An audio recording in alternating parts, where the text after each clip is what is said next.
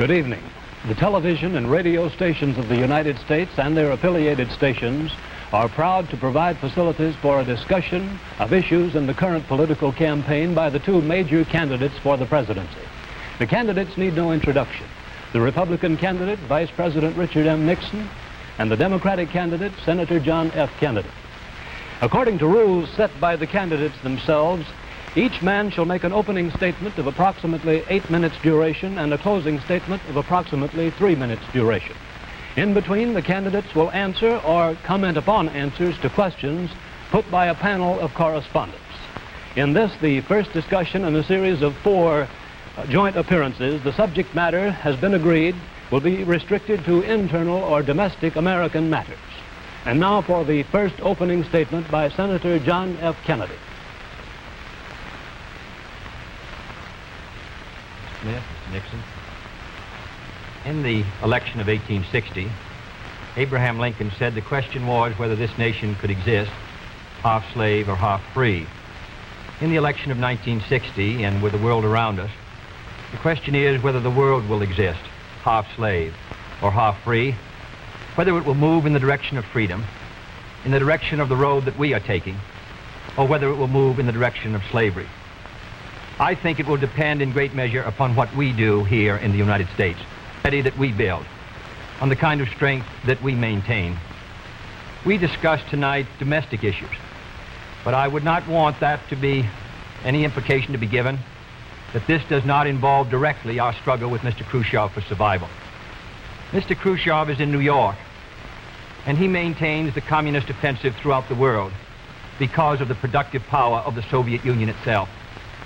The Chinese communists have always had a large population, but they are important and dangerous now because they are mounting a major effort within their own country.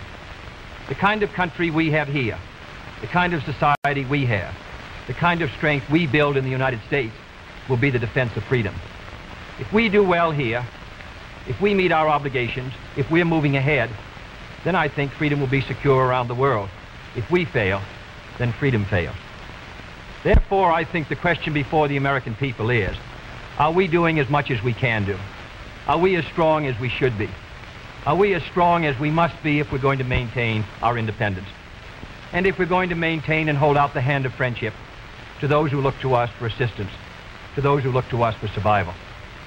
I should make it very clear that I do not think we're doing enough, that I am not satisfied as an American with the progress that we're making.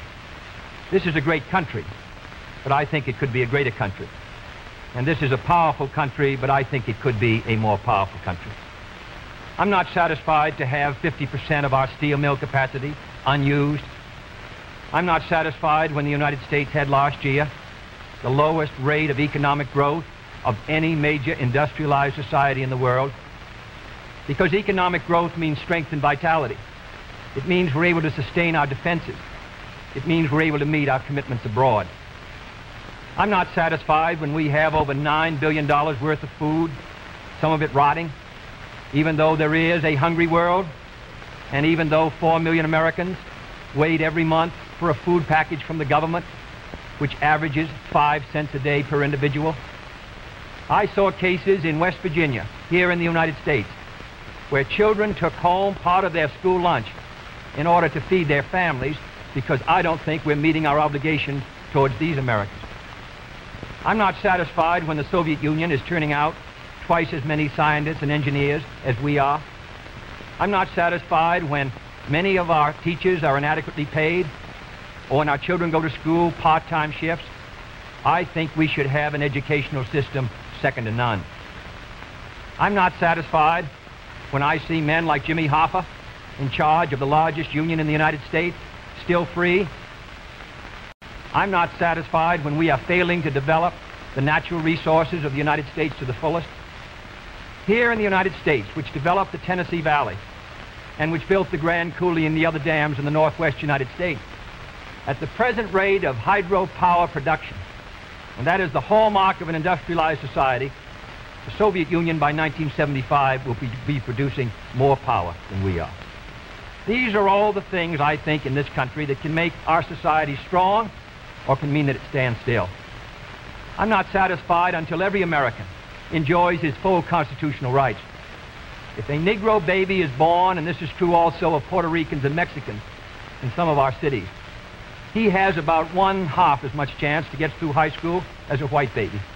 He has 1/3 as much chance to get through college as a white student. He has about 1/3 as much chance to be a professional man, about 1/2 as much chance to own a house. He has about 4 times as much chance that he'll be out of work in his life as the white baby. I think we can do better. I don't want the talents of any American to go to waste. I know that there are those who say that we want to turn everything over to the government. I don't at all. I want the individuals to meet their responsibilities. And I want the states to meet their responsibilities. But I think there is also a national responsibility. The argument has been used against every piece of social legislation in the last 25 years. The people of the United States individually could not have developed the Tennessee Valley. Collectively, they could have. A cotton farmer in Georgia, or a peanut farmer, or a dairy farmer in Wisconsin or Minnesota, he cannot protect himself against the forces of supply and demand in the marketplace, but working together in effective governmental programs, he can do so. 17 million Americans who live over 65 on an average Social Security check of about $78 a month, they're not able to sustain themselves individually, but they can sustain themselves through the Social Security system. I don't believe in big government, but I believe in effective governmental action. And I think that's the only way that the United States is going to maintain its freedom. It's the only way that we're going to move ahead. I think we can do a better job. I think we're going to have to do a better job if we are going to meet the responsibilities which time and events have placed upon us. We cannot turn the job over to anyone else. If the United States fails, then the whole cause of freedom fails. And I think it depends in great measure on what we do here in this country. The reason Franklin Roosevelt was a good neighbor in Latin America was because he was a good neighbor in the United States. Because they felt that the American society was moving again. I want us to recapture that image. I want people in Latin America and Africa and Asia to start to look to America, to see how we're doing things, to wonder what the President of the United States is doing, and not to look at Khrushchev or look at the Chinese communists. That is the obligation upon our generation. In 1933, Franklin Roosevelt said in his inaugural that this generation of Americans has a rendezvous with destiny. I think our generation of Americans has the same rendezvous. The question now is, can freedom be maintained under the most severe attack it has ever known? I think it can be. And I think in the final analysis, it depends upon what we do here. I think it's time America started moving again. And now the opening statement by Vice President Richard M. Nixon. Smith, Senator Kennedy. The things that Senator Kennedy has said, many of us can agree with. There is no question but that we cannot discuss our internal affairs in the United States without recognizing that they have a tremendous bearing on our international position. There is no question but that this nation cannot stand still because we are in a deadly competition, a competition not only with the men in the Kremlin, but the men in Peking. We're ahead in this competition, as Senator Kennedy, I think, has implied. But when you're in a race, the only way to stay ahead is to move ahead. And I subscribe completely to the spirit that Senator Kennedy has expressed tonight, the spirit that the United States should move ahead. Where then do we disagree? I think we disagree on the implication of his remarks tonight and on the statements that he has made on many occasions during his campaign to the effect that the United States has been standing still. We heard tonight, for example, the statement made that our growth in national product last year was the lowest of any industrial nation in the world. Now, last year, of course, was 1958. That happened to be a recession year. But when we look at the growth of GNP this year, a year of recovery, we find that it's 6 9/10% and one of the highest in the world today. More about that later. Looking then to this problem of how the United States should move ahead and where the United States is moving, I think it is well that we take the advice of a very famous campaigner, Let's look at the record. Is the United States standing still? Is it true that this administration, as Senator Kennedy has charged, has been an administration of retreat, of defeat, of stagnation? Is it true that, as far as this country is concerned, in the field of electric power, in all of the fields that he has mentioned, we have not been moving ahead? Well, we have a comparison that we can make. We have the record of the Truman administration of 7.5 years and the 7.5 years of the Eisenhower administration. When we compare these two records in the areas that Senator Kennedy has discussed tonight, I think we find that America has been moving ahead. Let's take schools. We have built more schools in these last 7.5 years than we built in the previous 7.5, for that matter, in the previous 20 years. Let's take hydroelectric power. We have developed more hydroelectric power in these 7.5 years than was developed in any previous administration in history. Let us take hospitals. We find that more have been built in this administration than in the previous administration. The same is true of highways. Let's put it in terms that all of us can understand.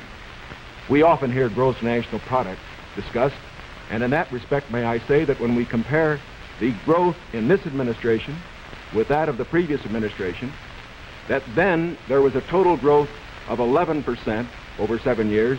In this administration, there's been a total growth of 19% over 7 years. That shows that there's been more growth in this administration than in its predecessor. But let's not put it there. Let's put it in terms of the average family. What has happened to you? We find that your wages have gone up 5 times as much in the Eisenhower administration as they did in the Truman administration. What about the prices you pay? We find that the prices you pay went up 5 times as much in the Truman administration as they did in the Eisenhower administration. What's the net result of this? This means that the average family income went up 15% in the Eisenhower years as against 2% in the Truman years. Now, this is not standing still. But, good as this record is, may I emphasize, it isn't enough. A record is never something to stand on. It's something to build on. And in building on this record, I believe that we have the secret for progress. We know the way to progress. And I think, first of all, our own record proves that we know the way. Senator Kennedy has suggested that he believes he knows the way. I respect the sincerity with which he makes that suggestion. But on the other hand, when we look at the various programs that he offers, they do not seem to be new. They seem to be simply retreads of the programs of the Truman administration which preceded it. And I would suggest that during the course of the evening he might indicate those areas in which his programs are new, where they will mean more progress than we had then. What kind of programs are we for? We are for programs that will expand educational opportunities, that will give to all Americans their equal chance for education, for all of the things which are necessary and dear to the hearts of our people. We are for programs, in addition, which will see that our medical care for the aged is much better handled than it is at the present time. Here again, may I indicate that Senator Kennedy and I are not in disagreement as to the aim. We both want to help the old people. We want to see that they do have adequate medical care. The question is the means. I think that the means that I advocate will reach that goal better than the means that he advocates. I could give better examples, but for whatever it is, whether it's in the field of housing or health or medical care or schools or the development of electric power, we have programs which we believe will move America, move her forward and build on the wonderful record that we have made over these past 7.5 years. Now, when we look at these programs, might I suggest that in evaluating them, we often have a tendency to say that the test of a program is how much you're spending. I will concede that in all the areas to which I have referred, Senator Kennedy would have the federal government spend more than I would have it spend. I costed out the cost of the Democratic platform. It runs a minimum of $13.2 billion a year more than we are presently spending to a maximum of $18 billion a year more than we're presently spending. Now, the Republican platform will cost more, too. It will cost a minimum of $4 billion a year more, a maximum of $4.9 billion a year more than we're presently spending. Now, does this mean that his program is better than ours? Not at all. Because it isn't a question of how much the federal government spends. It isn't a question of which government does the most. It's a question of which administration does the right thing. And in our case, I do believe that our programs will stimulate the creative energies of 180 million free Americans. I believe the programs that Senator Kennedy advocates will have a tendency to stifle those creative energies. I believe, in other words, that his programs would lead to the stagnation of the motive power that we need in this country to get progress. The final point that I would like to make is this. Senator Kennedy has suggested in his speeches that we lack compassion for the poor, for the old, and for others that are unfortunate. Let us understand throughout this campaign that his motives and mine are sincere. I know what it means to be poor. I know what it means to see people who are unemployed. I know Senator Kennedy feels as deeply about these problems as I do. But our disagreement is not about the goals for America, but only about the means to reach those goals. Thank you, Mr. Nixon. That completes the opening statements, and now the candidates will answer questions or comment upon one another's answers to questions put by correspondents of the networks. The correspondents. I'm Sander Van Oker, NBC News. I'm Charles Warren, Mutual News. I'm Stuart Novin, CBS News. Bob Fleming, ABC News. The first question to Senator Kennedy from Mr. Fleming.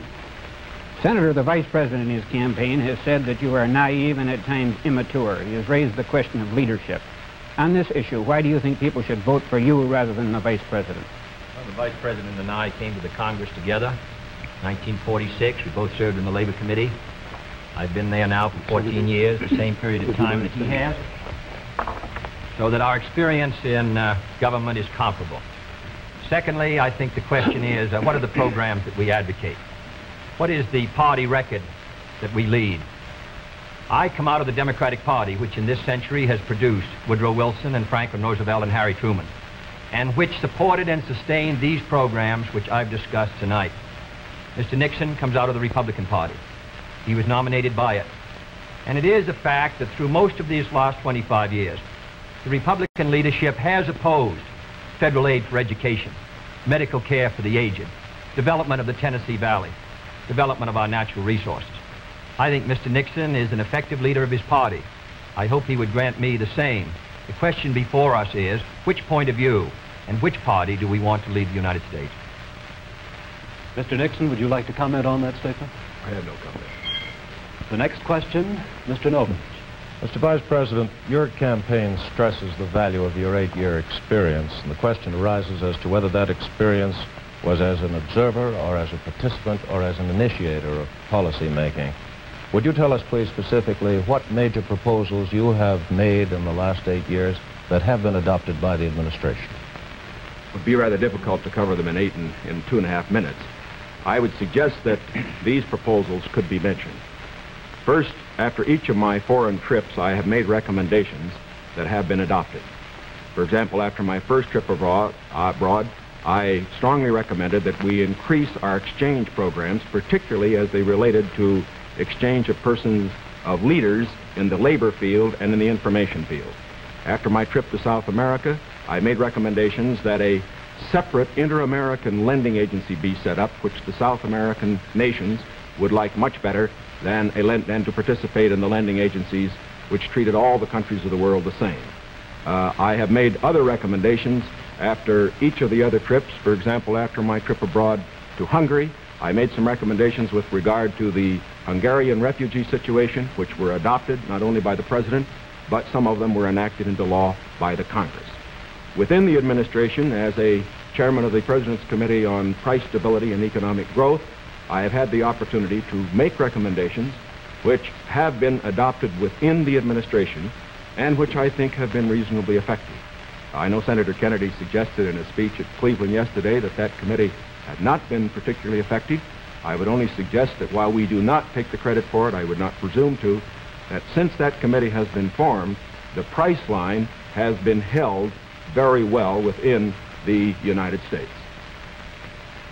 Well, I would say in the latter that and that's what I found somewhat unsatisfactory about the figures, Mr. Nixon, that you used in your previous speech. When you talk about the Truman administration, Mr. Truman came to office in 1944 and at the end of the war, and difficulties that were facing the United States during that period of transition, 1946, when price controls were lifted. So it's rather difficult to use an overall figure of taking those 7.5 years and comparing them to the last 8 years. I'd prefer to take the overall percentage record of the last 20 years of the Democrats and the 8 years of the Republicans to show an overall period of growth.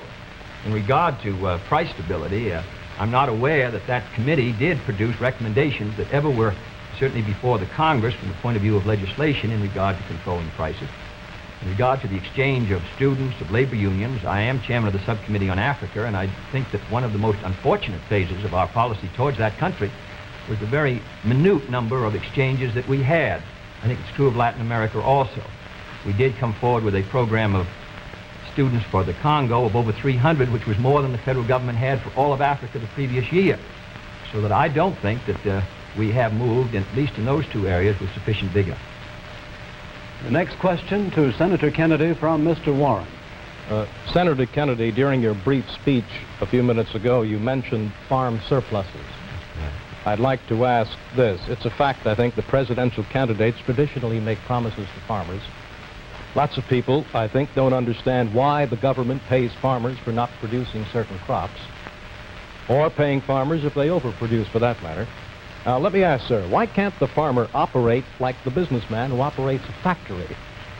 If an auto company overproduces a certain model of car, Uncle Sam doesn't step in and buy up the surplus. Why this constant courting of the farmer? Well, because I think that if the federal government moved out of the program and withdrew its supports, then I think you would have complete economic chaos. The farmer plants in the spring and harvests in the fall. There are hundreds of thousands of them. They're not able to control their market very well. They bring their crops in or their livestock in, many of them about the same time. They have only a few purchasers that buy their milk or their hogs, few large companies in many cases, and therefore the farmer is not in a position to bargain very effectively in the marketplace. I think the experience of the 20s has shown what a free market could do to agriculture. And if the agricultural economy collapses, then the economy of the rest of the United States sooner or later will collapse. The farmers are the #1 market for the automobile industry of the United States. The automobile industry is the #1 market for steel. So if the farmer's economy continues to decline as sharply as it has in recent years, then I think you would have a recession in the rest of the country. So I think the case for the government intervention is a good one. Secondly, my objection to present farm policy is that there are no effective controls to bring supply and demand into better balance. The dropping of the support price in order to limit production has not worked. And we now have the highest surpluses, $9 billion worth.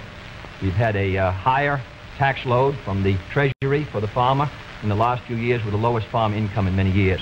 I think that this farm policy has failed. And my judgment, the only policy that will work will be for effective supply and demand to be in balance. And that can only be done through governmental action.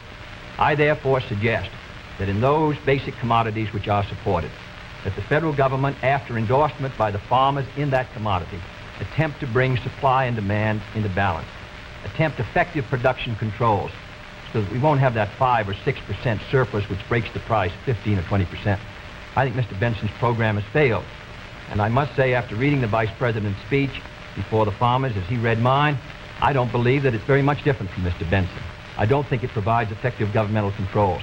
I think the support prices are tied to the average market price of the last 3 years, which was Mr. Benson's theory. I therefore do not believe that this is a sharp enough breach with the past to give us any hope of success for the future. Mr. Nixon, comment? I, of course, disagree with Senator Kennedy insofar as his suggestion as to what should be done on the farm program. He has made the suggestion that what we need is to move in the direction of more government controls, a suggestion that would also mean raising prices that the consumers pay for products and imposing upon the farmers controls on acreage even far more than they have today. I think this is the wrong direction. I don't think this has worked in the past. I do not think it will work in the future. The program that I have advocated is one which departs from the present program that we have in this respect. It recognizes that the government has a responsibility to get the farmer out of the trouble he presently is in because the government got him into it. And that's the fundamental reason why we can't let the farmer go by himself at the present time. The farmer produced these surpluses because the government asked him to through legislation during the war. Now that we have these surpluses, it's our responsibility to indemnify the farmer during that period that we get rid of the surpluses. Until we get the surpluses off the farmer's back, however, we should have a program, such as I announced, which will see that farm income holds up. But I would propose holding that income up, not through a type of program that Senator Kennedy has suggested that would raise prices, but one that would indemnify the farmer, pay the farmer in kind from the products which are in surplus. The next question to Vice President Nixon from Mr. Van Oker. Mr. Vice President, since the question of executive leadership is a very important campaign issue, I'd like to follow Mr. Noven's question. Now, Republican campaign slogans, you'll see them on signs around the country as we did last week, say, it's experience that counts. That's over a picture of yourself, sir. Implying that you've had more governmental executive decision-making experience than your opponent. Now, in his news conference on August 24th, President Eisenhower was asked to give one example of a major idea of yours that he adopted. His reply was, and I'm quoting, "If you give me a week, I might think of one. I don't remember." Now, that was a month ago, sir, and the President hasn't brought it up since. And I'm wondering, sir, if you can clarify which version is correct, the one put out by Republican campaign leaders or the one put out by President Eisenhower? Well, I would suggest, Mr. Van Oker, that if you know the President, that was probably a facetious remark. I would also suggest that insofar as his statement is concerned, that I think it would be improper for the President of the United States to disclose the instances in which members of his official family had made recommendations, as I have made them through the years, to him which he has accepted or rejected. The President has always maintained, and very properly so, that he is entitled to get what advice he wants from his cabinet and from his other advisors without disclosing that to anybody, including, as a matter of fact, to Congress. Now, I can only say this. Through the years, I have sat in the National Security Council. I have been in the cabinet. I have met with the legislative leaders. I have met with the President when he made the great decisions with regard to Lebanon, Kimoy Matsu, other matters. The President has asked for my advice. I have given it. Sometimes my advice has been taken. Sometimes it is not. I do not say that I have made the decision. And I would say that no President should ever allow anybody else to make the major decisions. The President only makes the decisions. All that his advisors do is to give counsel when he asks for it. As far as what experience counts and whether that is experience that counts, that isn't for me to say. I can only say that my experience is there for the people to consider. Senator Kennedy's is there for the people to consider. As he pointed out, we came to the Congress in the same year. His experience has been different from mine. Mine has been in the executive branch. His has been in the legislative branch. I would say that the people now have the opportunity to evaluate his as against mine, and I think both he and I are going to abide by whatever the people decide. Senator Kennedy? Well, I'll just say that the question is of experience, and the question also is what our judgment is of the future, and what our goals are for the United States, and what ability we have to implement those goals. Abraham Lincoln came to the presidency in 1860 after a rather little-known session in the House of Representatives, and after being defeated for the Senate in 58 and was a distinguished president. There is no certain road to the presidency. There are no guarantees that if you take one road or another that you will be a successful president. I have been in the Congress for 14 years. I have voted in the last 8 years. When the Vice President was presiding over the Senate and meeting his other responsibilities, I have met decisions over 800 times on matters which affect not only the domestic security of the United States, but as a member of the Senate Foreign Relations Committee. The question really is, which candidate and which party can meet the problems that the United States is going to face in the 60s? The next question to Senator Kennedy from Mr. Novens. Senator Kennedy, in connection with these problems of the future that you speak of and the program that you enunciated earlier in your direct talk, you call for expanding some of the welfare programs for schools, for teacher salaries, medical care, and so forth, but you also call for reducing the federal debt. And I'm wondering how you, if you're president in January, would go about paying the bill for all this? Does this mean that I did not advocate reducing the federal debt because I don't believe that you're going to be able to reduce the federal debt very much in 1961, 2, or 3. I think you have heavy obligations which affect our security, which we're going to have to meet. And therefore, I've never suggested we should be able to retire the debt substantially or even at all in 1961 or 2. Senator, I believe in one of your speeches you suggested that reducing the interest rate would help toward... No, not reducing the interest. Reducing the interest rate, in my judgment, the hard money, tight money policy, fiscal policy of this administration has contributed to the slowdown in our economy, which helped bring the recession of '54, which made the recession of '58 rather intense, and which has slowed somewhat our economic activity in 1960. What I have talked about, however, the kind of programs that I talk about, in my judgment, are fiscally sound. Medical care for the aged, I would put under Social Security. The Vice President and I disagree on this.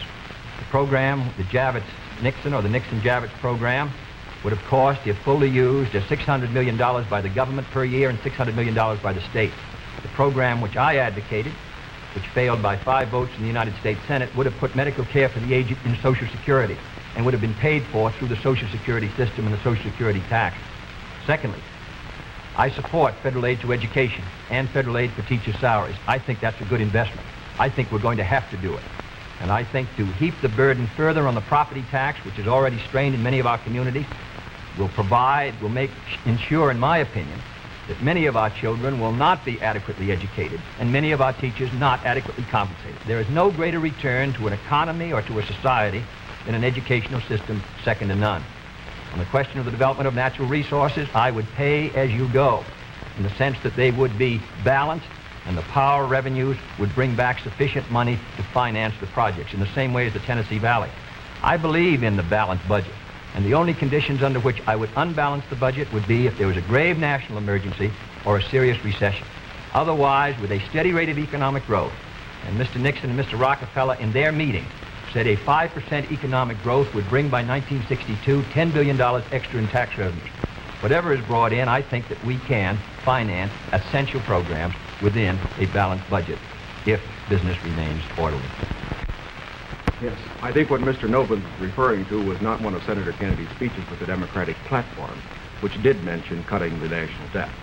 I think, too, that it should be pointed out that, of course, it is not possible, particularly under the proposals that Senator Kennedy has advocated, either to cut the national debt or to reduce taxes.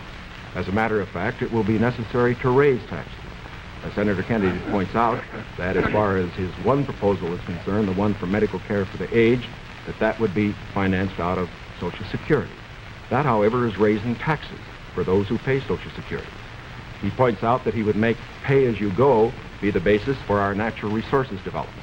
Where our natural resources development, which I also support incidentally, however, whenever you appropriate money for one of these projects, you have to pay now and appropriate the money, and while they eventually do pay out, it doesn't mean that the government doesn't have to put out the money this year. And so I would say that in all of these proposals that Senator Kennedy has made, they will result in one of two things. Either he has to raise taxes or he has to unbalance the budget. If he unbalances the budget, that means you have inflation, and that will be, of course, a very cruel blow to the very people, the older people that we've been talking about. As far as aid for school construction is concerned, I favor that, as Senator Kennedy did in January of this year, when he said he favored that rather than aid to teacher salaries. I favor that because I believe that's the best way to aid our schools without running any risk whatever of the federal government telling our teachers what to teach. The next question to Vice President Nixon from Mr. Warren. Mr. Vice President, you mentioned schools. It was just yesterday, I think you asked for a crash program to raise education standards. And this evening you talked about advances in education. Mr. Vice President, you said it was back in 1957 that salaries paid to school teachers were nothing short of a national disgrace. Higher salaries for teachers, you added, were important, and if the situation wasn't corrected, it would lead to a national disaster.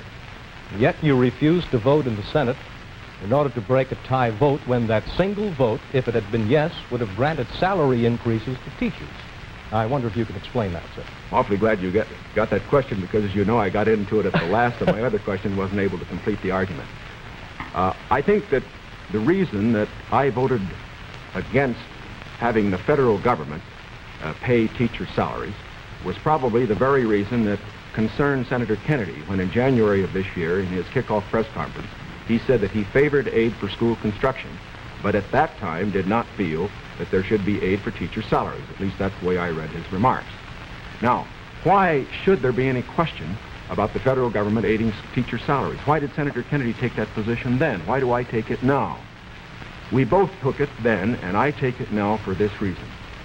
We want higher teacher salaries. We need higher teacher salaries. But we also want our education to be free of federal control. When the federal government gets the power to pay teachers, inevitably, in my opinion, it will acquire the power to set standards and to tell the teachers what to teach. I think this would be bad for the country. I think it would be bad for the teaching profession. There is another point that should be made. I favor higher salaries for teachers. But as Senator Kennedy said in January of this year in the same press conference, the way that you get higher salaries for teachers is to support school construction, which means that all the local school districts in the various states then have money which is freed to raise the standards for teacher salaries. I should also point out this.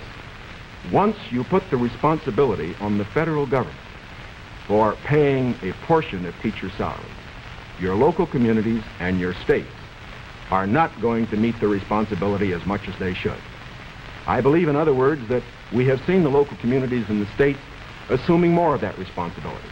Teacher salaries, very fortunately, have gone up 50% in the last 8 years, as against only a 34% rise for other salaries. This is not enough. It should be more. But I do not believe that the way to get more salaries for teachers is to have the federal government get in with a massive program. My objection here is not the cost in dollars. My objection here is the potential cost in controls and eventual freedom for the American people by giving the federal government power over education, and that is the greatest power a government can have. Senator Kennedy's comment? When the Vice President quotes me in January 60, I do not believe the federal government should pay directly teacher salaries, but that was not the issue before the Senate in February. The issue before the Senate was that the money would be given to the state. The state then could determine whether the money would be spent for school construction or teacher salary. On that question, the Vice President and I disagreed. I voted in favor of that proposal and supported it strongly because I think that that provided assistance to our teachers for their salaries without any chance of federal control. And it is on that vote that Mr. Nixon and I disagreed, and his tie vote his breaking the tie defeated the proposal. I don't want the federal government paying teachers' salaries directly, but if the money will go to the states, and the states can then determine whether it shall go for school construction or for teacher salaries, in my opinion, you protect the local authority over the school board and the school committee. And therefore, I think that was a sound proposal, and that is why I supported it, and I regret that it did not pass. Secondly, there have been statements made that the Democratic platform would cost a good deal of money, and that I'm in favor of unbalancing the budget. That is wholly wrong, wholly in error, and it is a fact that in the last 8 years, the Democratic Congress has reduced the request for the appropriation by over $10 billion. That is not my view, and I think it ought to be stated very clearly on the record. My view is that you can do these programs, and they should be carefully drawn within a balanced budget if our economy is moving ahead. The next question to Senator Kennedy from Mr. Van Oker. Senator, you've been promising the voters that if you are elected president, you'll try and push through Congress bills on medical aid to the aged, a comprehensive minimum hourly wage bill, federal aid to education. Now, in the August post-convention session of the Congress, when you at least held up the possibility you could one day be president, and when you had overwhelming majorities, especially in the Senate, you could not get action on these bills. Now, how do you feel that you'll be able to get them in January if you weren't able to get them in August? If I may take the bills, we did pass in the Senate a bill to provide a $1.25 minimum wage. It failed because the House did not pass it, and the House failed by 11 votes. And I might say that 2/3 of the Republicans in the House voted against a $1.25 minimum wage, and a majority of the Democrats sustained it. Nearly 2/3 of them voted for the $1.25. We were threatened by a veto if we passed $1.25. And it's extremely difficult, with the great power that the president does, to pass any bill when the president is opposing. All the president needs to sustain his veto of any bill is 1/3 +1 in either the House or the Senate. Secondly, we passed a federal aid to education bill in the Senate. It failed to come to the floor of the House of Representatives. It was killed in the Rules Committee. And it is a fact in the August session that the 4 members of the Rules Committee who were Republicans, joining with 2 Democrats, voted against sending the aid to education bill to the floor of the House. 4 Democrats voted for it. Every Republican on the Rules Committee voted against sending that bill to be considered by the members of the House of Representatives. Thirdly, on medical care for the aged. This is the same fight that's been going on for 25 years in Social Security. We wanted to tie it to Social Security. We offered an amendment to do so. 44 Democrats voted for it. 1 Republican voted for it. And we were informed at the time it came to a vote that if it was adopted, the President of the United States would veto it. In my judgment, a vigorous Democratic president, supported by a Democratic majority in the House and Senate, can win the support for these programs. But if you send a Republican president and a Democratic majority, and the threat of a veto hangs over the Congress, in my judgment, you will continue what happened in the August session, which is a clash of parties and inaction. Mr. Nixon, comment? Well, obviously, my views are a little different. First of all, I don't see how it's possible for a 1/3 of a body, such as the Republicans have in the House and the Senate, to stop 2/3 if the 2/3 are adequately led. I would say, too, that when Senator Kennedy refers to the action of the House Rules Committee, there are 8 Democrats on that committee and 4 Republicans. It would seem to me, again, that it is very difficult to blame the 4 Republicans for the 8 Democrats not getting something through that particular committee. I would say further that to blame the President and his veto power for the inability of the Senator and his colleague to get action in this special session misses the mark. When the President exercises his veto power, he has to have the people behind him, not just 1/3 of the Congress. Because let's consider it. If the majority of the members of the Congress felt that these particular proposals were good issues, majority of those who were Democrats, why didn't they pass them and send to the President and get a veto and have an issue? The reason why these particular bills in these various fields that have been mentioned were not passed was not because the President was against them. It was because the people were against them. It was because they were too extreme. And I am convinced that the alternate proposals that I have, that the Republicans have in the field of health, in the field of education, in the field of welfare, because they are not extreme, because they will accomplish the end without too great cost in dollars or in freedom, that they could get through the next Congress. The next question to Vice President Nixon from Mr. Fleming. Mr. Vice President, do I take it then you believe that you could work better with Democratic majorities in the House and Senate, and Senator Kennedy could work with Democratic majorities in the House and Senate? I would say this, that we, of course, expect to pick up some seats in both in the House and the Senate. We would hope to control the House, to get a majority in the House in this election. We cannot, of course, control the Senate. I would say that a president will be able to lead. A president will be able to get his program through to the effect that he has the support of the country, the support of the people. Sometimes we get the opinion that in getting programs through the House or the Senate, it's purely a question of legislative finagling and all that sort of thing. It isn't really that. Whenever a majority of the people are for a program, the House and the Senate responds to it. And whether this House and Senate in the next session is Democratic or Republican, if the country will have voted for the candidate for the presidency and for the proposals that he has made, I believe that you will find that the president, if it were a Republican, as it would be in my case, would be able to get his program through that Congress. Now, I also say that as far as Senator Kennedy's proposals are concerned, that, again, the question is not simply one of a presidential veto stopping programs. You must always remember that a president can't stop anything unless he has the people behind him. And the reason President Eisenhower's vetoes have been sustained, the reason the Congress does not send up bills to him which they think will be vetoed, is because the people and the Congress, a majority of them, know the country is behind the president. Senator Kennedy? Well, now let's look at these bills that the Vice President suggests were too extreme. One was a bill for $1.25 an hour for anyone who works in a store or a company that has $1 million a year business. I don't think that's extreme at all. And yet nearly 2/3 to 3/4 of the Republicans in the House of Representatives voted against that proposal. Secondly was the federal aid to education bill.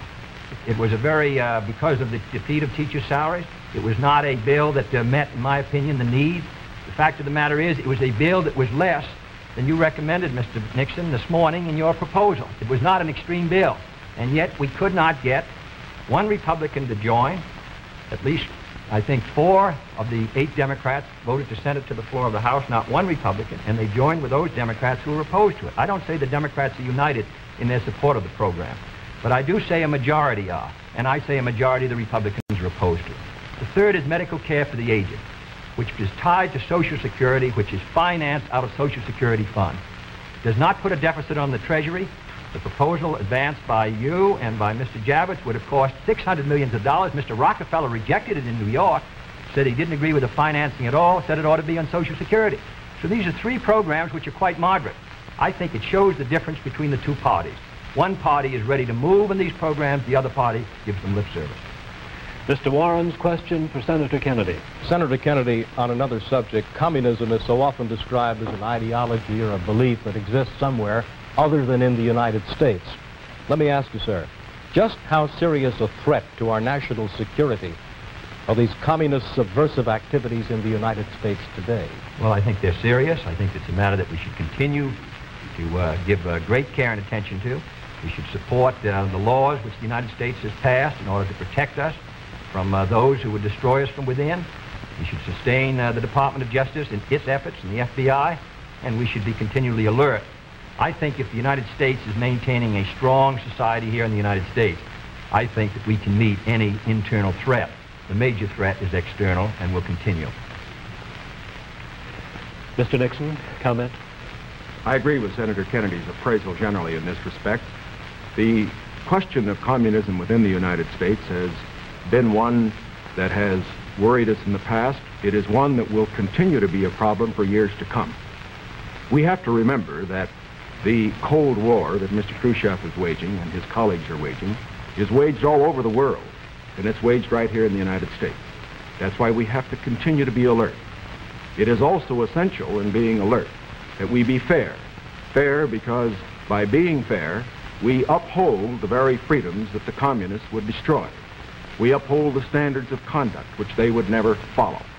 And in this connection, I think that we must look to the future, having in mind the fact that we fight communism at home, not only by our laws to deal with communists, the few who do become communists and the few who do become fellow travelers, but we also fight communism at home by moving against those various injustices which exist in our society, which the communists feed upon.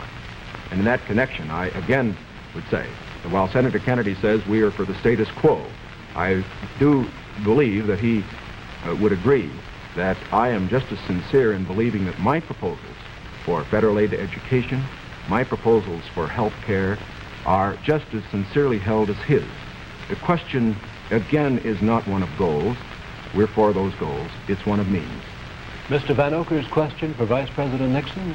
Mr. Vice President, in one of your earlier statements, you said, we've moved ahead, we've built more schools, we've built more hospitals.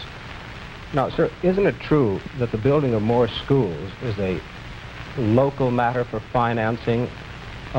Were you claiming that the Eisenhower administration was responsible for the building of these schools, or is it the local school districts that provide for them? Not at all.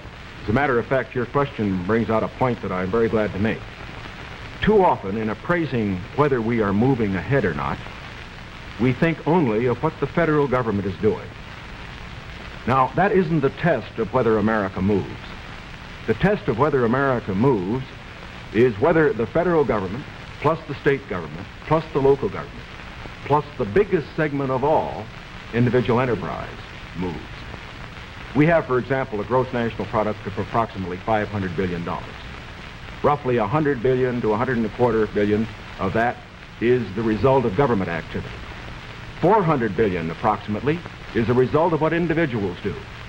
Now, the reason the Eisenhower administration has moved, the reason that we've had the funds, for example, locally, to build the schools and the hospitals and the highways, to make the progress that we have is because this administration has encouraged individual enterprise. And it has resulted in the greatest expansion of the private sector of the economy that has ever been witnessed in an 8-year period. And that is growth. That is the growth that we are looking for. It is the growth that this administration has supported and that its policies have stimulated. Senator Kennedy? Well, I must say, I think the reason that the schools have been constructed is because the local school districts were willing to increase the property taxes to a tremendously high figure. And in my opinion, almost the point of diminishing returns in order to sustain these schools. Secondly, I think we have a rich country, and I think we have a powerful country.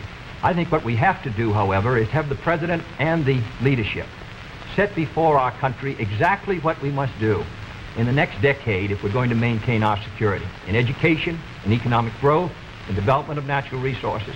The Soviet Union is making great gains. It isn't enough to compare what might have been done 8 years ago, or 10 years ago, or 15 years ago, or 20 years ago. I want to compare what we're doing with what our adversaries are doing, so that by the year 1970, the United States is ahead in education, in health, in building, in homes, in economic strength. I think that's the big assignment, the big task, the big function of the federal government. Can I have the summation time, please? We've completed our questions and our comments, and in just a moment we'll have the summation time.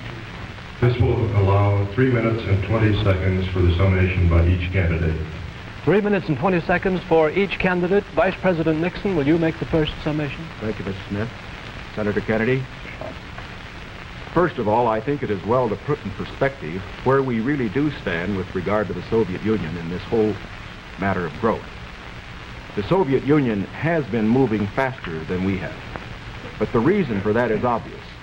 They start from a much lower base.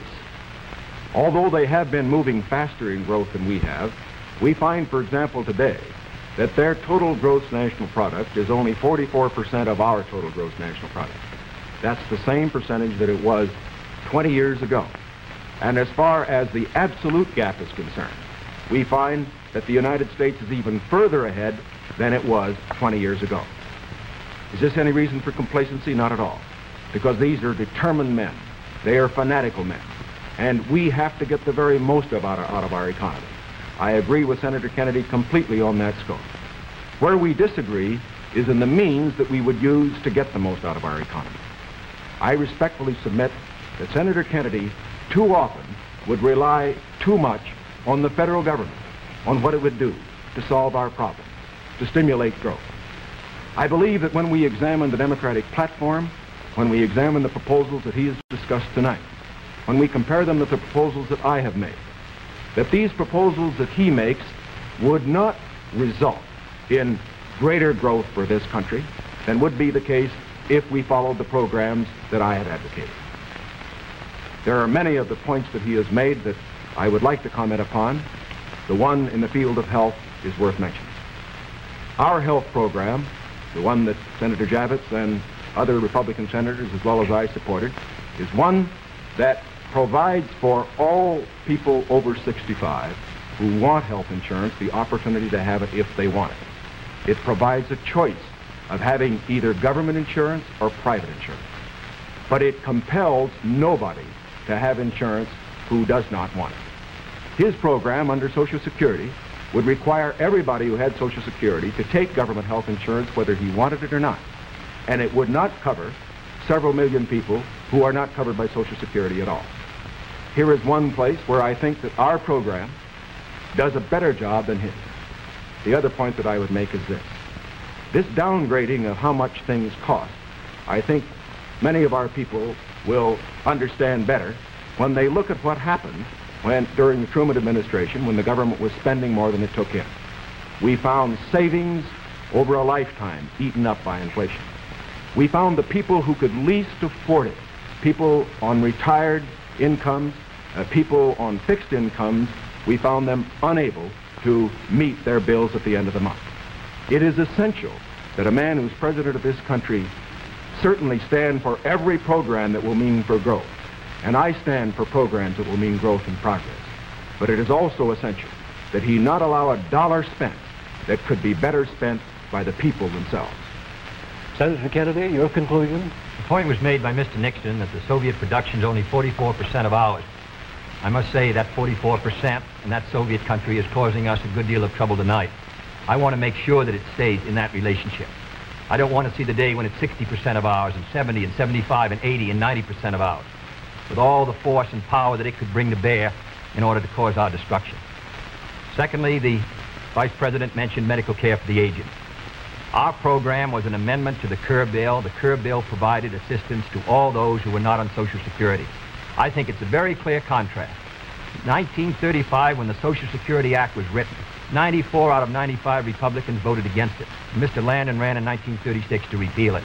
In August of 1960, when we tried to get it again, but this time for medical care, we received the support of one Republican in the Senate on this occasion.